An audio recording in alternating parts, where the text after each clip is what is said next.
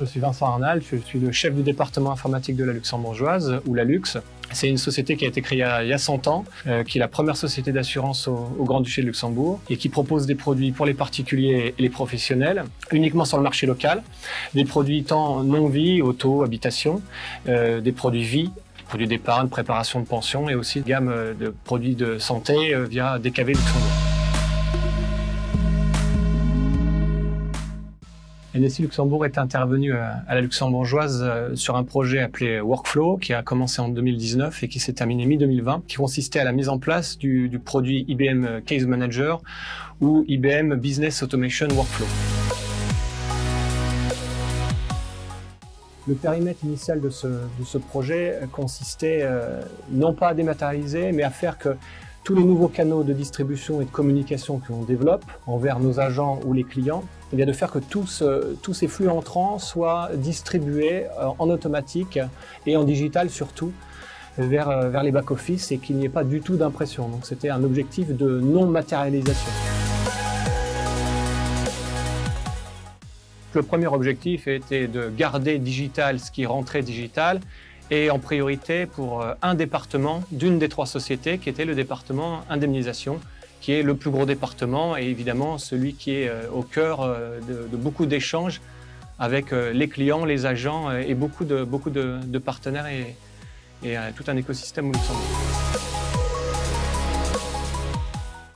Donc, le tournant technologique, ça consiste surtout à mettre en place de nouveaux composants qui vont permettre d'orchestrer tous les échanges entre les nouveaux outils digitaux et toujours le papier qui continue d'entrer et les différents outils de gestion et différents back-office des 3 sociétés.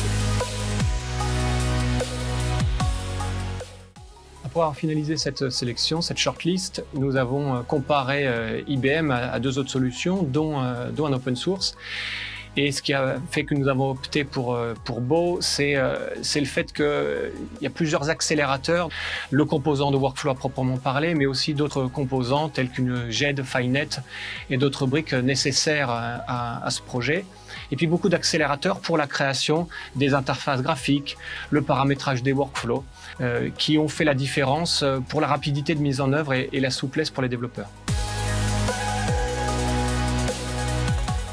Ce projet, qui est maintenant en production depuis octobre 2020, a mobilisé le département indemnisation, le département informatique et donc NSI.